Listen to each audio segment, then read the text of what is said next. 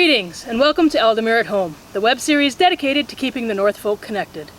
In today's episode, we'll be talking with the Honourable Lady Orlaith of Bearhall about dyes and dyeing, hear music by the Honourable Lady Emer, and visit the Honourable Lord Cesare's workshop, as well as hear about recent and upcoming events. Last week, on June 16th, Laurel's Mortrith, Kezia, Joan, Emma, and Siglind held an online discussion on cooking as part of historical interpretation. They are all members of the Dark Ages Recreation Company, which has done Viking Age living history and experimental archaeology at Lansdowne Meadows, Upper Canada Village, and elsewhere. Siglind told us that, "We talked about what we prepare and why, that it needs to be travel-ready, easy to prepare over an open fire, and sufficiently different from normal, so that visitors recognize that the cooking experience is somehow different from today. It also needs to be food that the members of Dark can eat while working at our stations. After all, it is our lunch. It must be delivered in a way that seems authentic." As for the actual foods, we discussed drying and pre-packaging vegetables and even flatbread, jerky, and dried fish that can be used for snacks or added to soup, keeping an eye out for foods that match the archaeology as much as possible, and using decent-looking substitutes such as lightly brined mozzarella balls and quinoa or other small grains. And we showed off many pictures of our cookware. So many pots. The Guild of Northern Painters held a portrait artist paint-along on June 19th. Her Excellency Lucia reports that it went really well. She went on to say, "We were honored to have Her Royal Majesty Isabel Atwell as our live sitter. 11 people from Ealdormere and Lochac participated and painted Her Patient Majesty with good results and much learning. The next paint night will be Friday, July 10th, 7 p.m. EDT, and we will have the Baroness Rising Waters, Her Excellency Skaya, as our sitter this time. The plan is to have a new paint night once a month. If you want more information or to volunteer to be our sitter, contact the Honourable Lady Elsabeth." On June 25th, Aidan Canary and His Excellency Valder held an online class called Nose to Tails Cooking. The class was attended by 18 people from 4 different kingdoms. This time, the focus was on pork, especially the parts that modern people tend not to eat, such as udders, bollocks, feet, tail, and brains, though some time was also spent discussing sausages, roasts, and chops. The session ended with a 20-minute discussion period. Just a few days ago, on June 27th, the Big Gay Ealdormerean Bardic Circle took place. Margaret Young is here to tell us more. The Big Gay Ealdormerean Bardic Circle on June 27th was a major success. It began at 7 p.m. and ended around midnight. At its highest point, we had 54 participants in chat with people from 9 kingdoms in total, including Lochac. There were 51 performances by 24 different people. It was a mixed population of queer and trans folks, allies, and visible representation from multiple people of color. I'd like to thank everyone for attending and for bringing such enthusiasm and creativity to the circle. Some folks wrote original pieces especially for this event. Special thanks to their majesties for their patronage and their unwavering support in what we did. Some of the highlights include hearing about an 8th century gay triad, equal opportunity sirens and mermaids, a filk about zombies, and a host of angsty, unrequited love songs. This event meant a lot to me.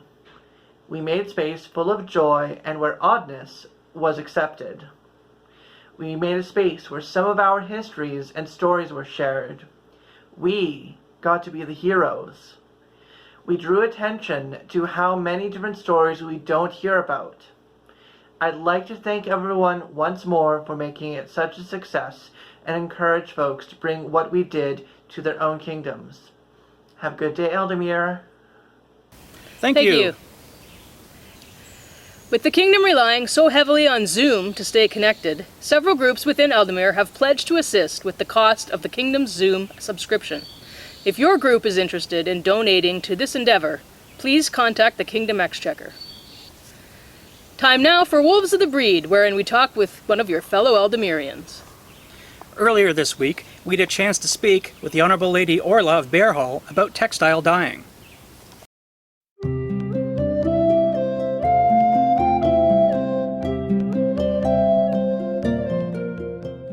Honourable Lady Orlaith, thank you for talking to us today. Thank you for having me. I'm really excited to be a part of your show. Well, let's start off with the biggest question of how long have you been dyeing? I actually had to sit down and figure this one out, and it's actually been 10 years. Wow. Yeah, no, I was really surprised, but I started with the Mad Dyers of Efferwick, which is an semi-active offshoot of the main Efferwick group. And then I started doing it on my own, and I got some formal training at university, and then of course since then. So it's been a really cool to realize that it's actually been 10 years.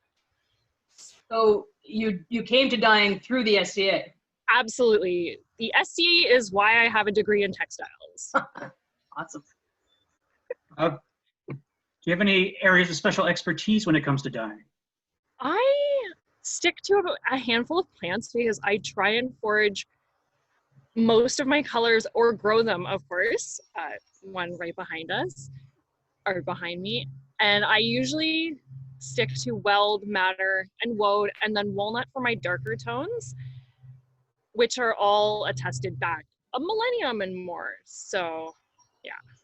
Are there period practices that you incorporate in your dyeing? Yeah, actually, every time I dye, because the basic principles haven't changed. So they pick a known plant, add water, add some alum or iron, some mordanting, and with enough time, usually, because it's time consuming, you have your color on your base fiber. The other thing I do is I actually grow some of mine from seed, which is really uncommon. So far I have successfully grown and used my own weld. I've extracted woad pigment, and I am awaiting my first madder harvest at the end of this summer, because you have to wait 3 years before you can use it. Oh. Wow. Yeah. What is your favorite plant for dyeing? My favorite plant for dyeing is woad, which gives blue, and it's such a time-consuming process, but it's so worth it because you have to extract the pigment and then rebuild the vat from pigment, because it has an unusual set of chemistry compared to a lot of other dye plants, where the color doesn't convert to blue until it's exposed to oxygen. So there's a lot of back-end chemistry I don't quite understand, but I know how to make good blue on wool. So If people are interested in getting into dyeing, are there places they can go for more information? absolutely. I went through and I looked at a couple of sites that I've used in the past, and there's a lot of free, reliable information on naturaldye.ca and Jenny Dean's website, who has also written some really wonderful dye books, one of which I swear by in my own work, Wild Colors. So is there anything else you want to talk about? Yeah, so I always have a bunch of projects I'm working on, and the one most relevant to the SCA, because I do my contemporary stuff as well, is my Trees Through History, which is one tree for every month of 2020, each worked in a different historical embroidery technique. And while it is taking longer than I thought, because of varying attention span, because of everything that's going on, I am chugging away. And right now, the one I'm working on, which is the Bayou Tapestry tree, which is it's the same scale as the actual trees on the tapestry.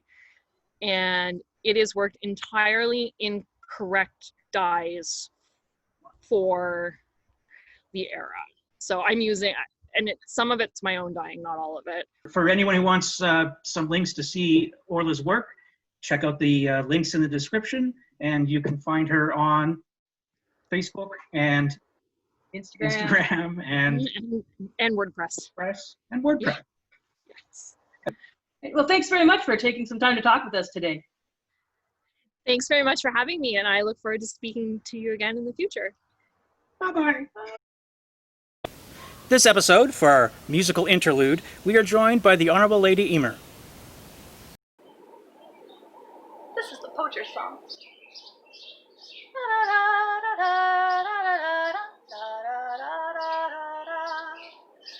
In Harold's time, the hunt was fine, and the birds did sweetly sing.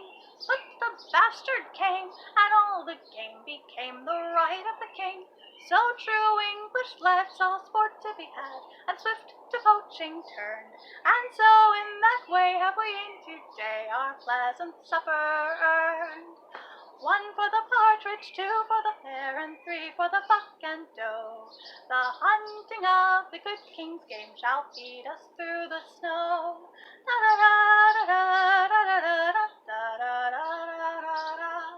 Hunting deer or hare in the green woods fair, the king's own men do ride. But we Saxons few are a-hunting too, so cleverly we hide.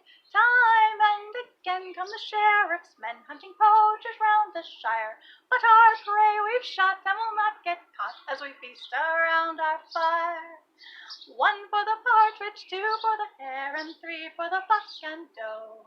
The hunting of the good king's game shall feed us through the snow.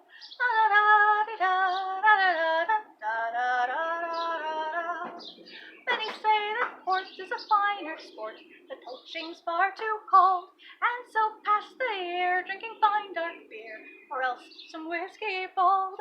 But they'll find that wine is a thief of time, and ale is a bitter foe. So the Englishman has no better friend than his arrows and longbow. 1 for the partridge, 2 for the hare, and 3 for the buck and doe. The hunting of the good king's game shall feed us through the snow.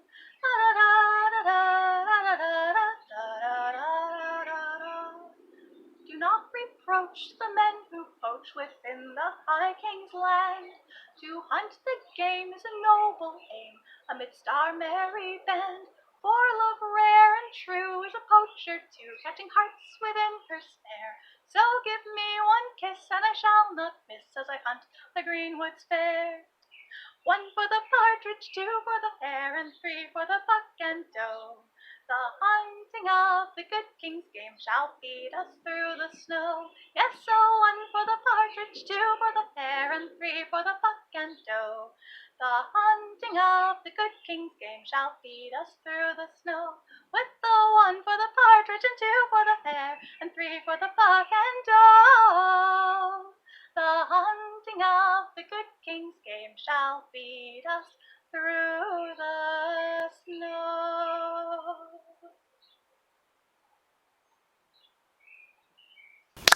Thank you. Wassail.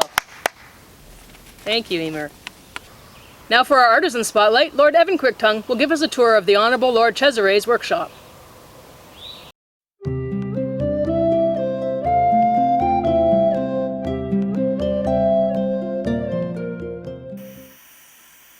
Cesare Salvazzi began his journey to become a jeweler decades ago. His first project was making Celtic-inspired earrings using copper wire and pliers. But it didn't take long before he was wanting to do more. Over time and through much trial and error, he taught himself to create jewelry and other items using period techniques. He tries to balance his use of modern tools and period tools, depending on the project, but has been using modern tools less and less over the last couple of years.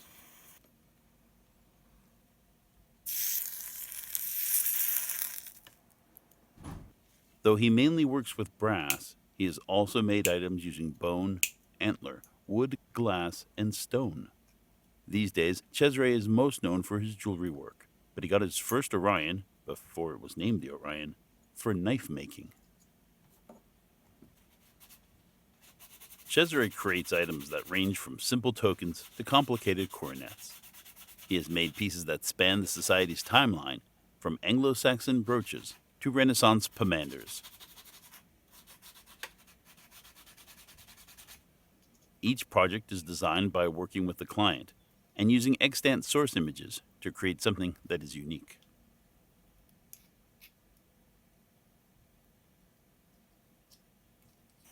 Although most of the pieces that have truly challenged him as an artist have been commissioned works, he is planning to do less of them in the future. The projects that bring Cesare true joy are the ones that are prizes, largesse, or gifts for the unsuspecting, and he wants to be able to get back to that work. Over his many years in the SCA, the projects he was most glad he made were were the ones that people were not expecting.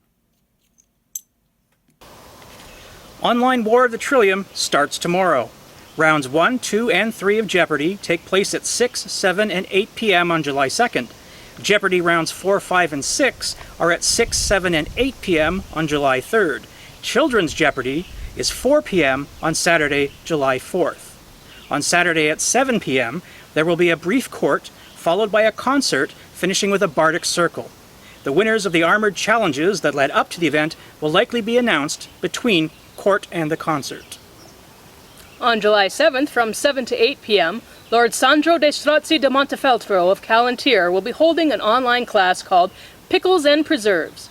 We reached out to Lord Sandro for more details, and he told us, "This class will cover the basics of pickling as it pertains to the preservation of various foods. Different pickling methods will be discussed, including the actions these methods have on food safety. No prior experience is necessary, as this is intended to be an introductory class on food preservation."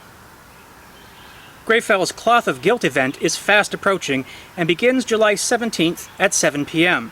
Let's go now to Greyfell's for more information. Does this ever happen to you? Do you need help decluttering your stash? Don't worry. We can help you solve that from the comfort of your own home. No sleep required. The Stronghold of Greyfells has an event just for you. It's easy. 3 simple steps. Step 1, go to Facebook. Step 2, find the event page for Cloth of Guilt 2020 Stash Busters. Step 3, register. You got it. For more information, contact Dubhessa or Xristina at scagreyfells.com. On July 18th, the Kingdom of Attenvelt invites one and all to attend their virtual martial arts collegium. The event will be held on Zoom, and people are invited to teach, learn, and discuss everything related to fencing, fighting, archery, thrown weapons, and equestrian. From July 24th to August 9th, the 49th Annual Pennsic War would have once again drawn thousands of visitors to Aethelmark. Unfortunately, the event has been postponed until next year. The Pennsic War Facebook page has suggested that instead, everyone who is able have Pennsic in my backyard this year. The page encouraged people to set up their tents and post pictures of their own private Pennsic Wars to social media using the following hashtags. Also, we are pleased to report that there will be the online Pennsic University. A YouTube channel has been created that will be active from July 25th to August 8th, where viewers will be able to find videos of various classes. Teachers wishing to upload class videos have until July 24th to do so. They ask anyone who wants to participate to go see the channel and to contact them if you have any questions or concerns. To keep up to date on upcoming events, make sure you check out the Kingdom calendar on the Kingdom website. If you would like to appear as a guest on a future episode or have a video you'd like to submit for possible inclusion, check out our submission process. We hope to hear from you soon. That's a wrap for this episode. Take a look at the video description for links relating to this episode's stories. Until next time, stay safe, Ealdormere, and we'll see you at home.